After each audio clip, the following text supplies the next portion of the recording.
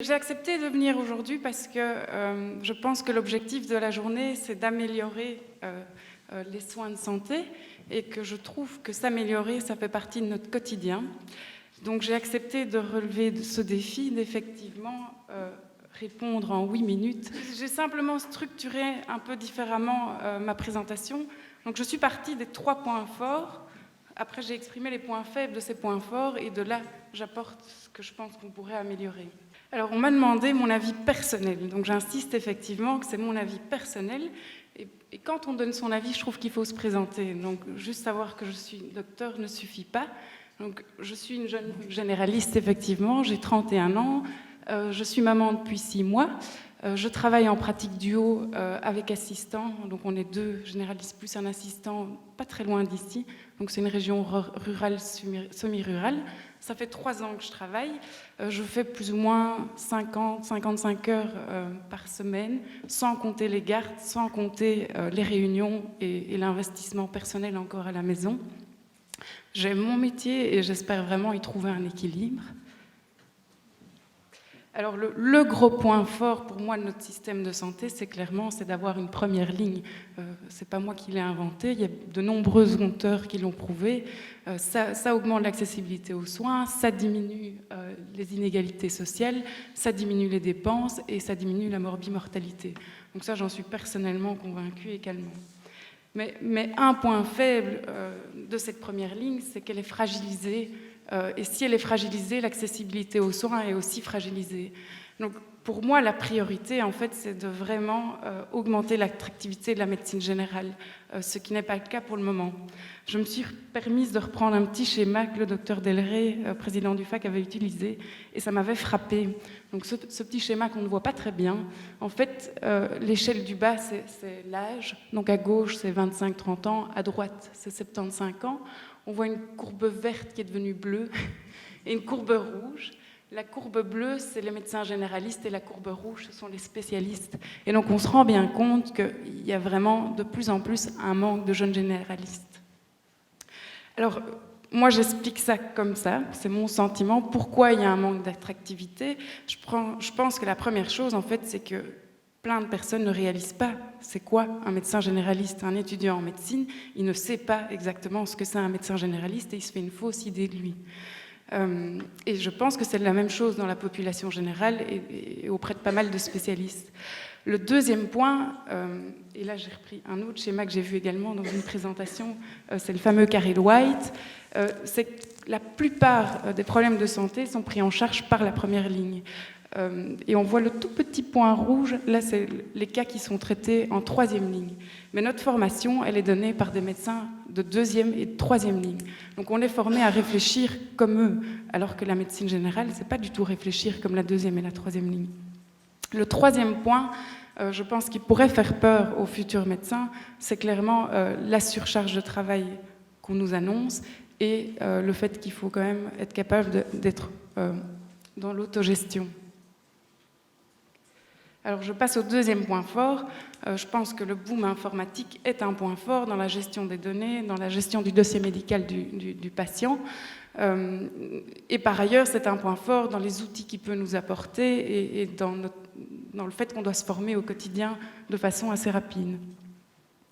Mais le point faible que moi je ressens en tout cas dans mon quotidien, c'est qu'il y a énormément de nouvelles démarches grâce à l'informatique, que c'est quelque chose qui prend du temps, qu'on doit essayer nous-mêmes de savoir quelles sont les nouvelles démarches, comment les mettre en place, et que quand on est jeune médecin généraliste, dès qu'on a un peu de temps, on a envie de se former pour améliorer le suivi du patient, mais ça passe d'abord à ce moment-là par le volet scientifique. Et donc j'ai le sentiment de ne pas avoir les outils dans mon quotidien pour faire ce qu'il faut, par exemple pour les SUMER, etc. Ce n'est pas prioritaire en tout cas aujourd'hui, pourtant je me rends compte de l'importance de l'outil informatique. Le 3e point fort, c'est que le patient devient vraiment l'acteur principal de sa santé.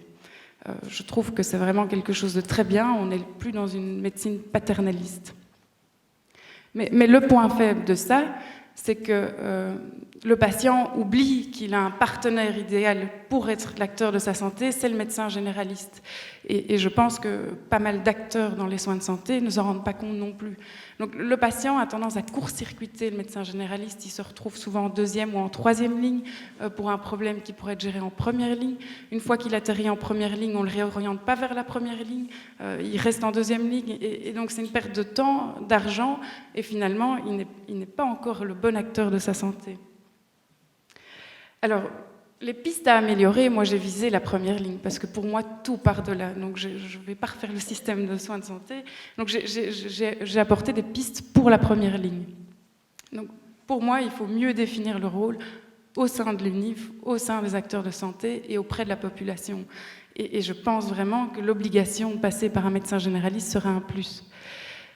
Alors j'ai fait l'exercice aujourd'hui, je pense que j'aurais pas pu le faire il y a 5 ans, de définir ce que c'est un médecin généraliste. Donc pour moi, être médecin généraliste aujourd'hui, c'est suivre le patient dans la durée, donc dès la naissance jusqu'à la fin de la vie, et ça implique un tas de choses qui sont effectivement pas uniquement scientifiques, comme nous l'a rappelé Dr Njile. On est là pour écouter le patient, on est là pour l'informer, on est là pour l'éduquer, on est là pour le prévenir, on est là pour le soutenir. On a l'avantage aussi d'avoir une vision globale. On a accès à tous les déterminants de la santé qui ont un rôle essentiel dans la prise en charge du patient. Et pour ça, on doit être au centre du réseau, on doit avoir un bon réseau et on doit savoir utiliser notre réseau. Donc c'est un peu la vision que j'ai aujourd'hui de la médecine générale. Alors, pour avoir une première ligne obligatoire et une première ligne importante, je pense qu'il faut augmenter la qualité de la première ligne. Je suis sortie donc, il y a 3 ans, c'est tôt, et donc j'ai le sentiment que la formation n'est pas adéquate. J'ai le sentiment que la médecine générale fait partie des spécialités les plus complexes, et c'est là que l'assistanat est le plus court. Pour moi, il faut un assistanat plus long, il faut un examen en fin de parcours. De nombreux spécialistes sont interrogés en fin de parcours sur tout ce qu'ils ont appris le long de leur assistanat. Les médecins généralistes pas, tant que ce soit d'un point de vue scientifique que logistique. Je trouve aussi qu'on est là, donc on est censé être là pour informer le patient, et il y a plein de flou pour nous dans ce qui se passe dans l'hôpital. Donc je trouverais ça intéressant que sur le parcours de l'assistant, il y ait par exemple une journée par mois où il doit aller observer un service différent à chaque fois. Voir ce qui se passe dans un service, voir comment se passent les examens, voir comment fonctionne le service. Je trouve aussi que c'est à ce moment-là que ça doit se faire et pas avant, parce que je pense que c'est trop tôt pour un étudiant, qu'il doit y avoir des modules de formation qui suivent l'assistant, des modules qui parlent de la place du généraliste et de son rôle. Donc, des notions de santé publique, des notions politiques, des notions de promotion de la santé, des notions de prévention. Tout ça, c'est très difficile pour l'étudiant d'utiliser ces informations-là, tandis que ça a tout son sens une fois qu'on est sur le terrain. Je trouve aussi que si on veut une formation de qualité, il faut contrôler la qualité des lieux de stage. On ressent très vite, quand on parle entre assistants, de la différence énorme entre 2 lieux de stage. Donc on ne forme pas les médecins généralistes de la même manière. Alors, si plus d'années d'assistanat, il faut plus de maîtres de stage. Et donc, il faut motiver ces maîtres de stage. Donc, je pense qu'il faut des primes. Être maître de stage, c'est prendre du temps, c'est aussi une logistique. Il faut un cabinet en plus. Donc, il faut vraiment les motiver. Et par rapport à cet assistanat, je pense aussi que c'est important qu'un étudiant passe dans une région obligatoirement en pénurie, passe dans une région rurale, passe en maison médicale. Sur ces 4 ans, j'imaginerais bien 1 an dans chaque domaine et une obligation de faire 2 ans dans un endroit pour avoir cette notion de durée du suivi du patient. Alors le 3e point, qui est un peu plus court, mais qui n'a rien à faire, c'est tellement important. Je pense qu'il faut un soutien logistique pour mettre en place ces moyens informatiques. Il faut une personne qui vient au cabinet du médecin, lui dise voilà, il y a ça de nouveau, je vais vous aider à mettre ça en place, et puis il y a un contrôle X mois après pour voir si tout se passe bien. Mais je crois que le généraliste a besoin d'une personne physique avec qui il peut être en contact, qui peut l'aider. Alors il y a plein d'autres pistes, la valorisation effectivement financière. Je pense que comme pour les pharmaciens, il faudrait limiter les installations dans certaines régions et augmenter les installations dans d'autres régions. Docteur, je vais m'arrêter. Oui. Merci de m'avoir écouté. Consultation est terminée.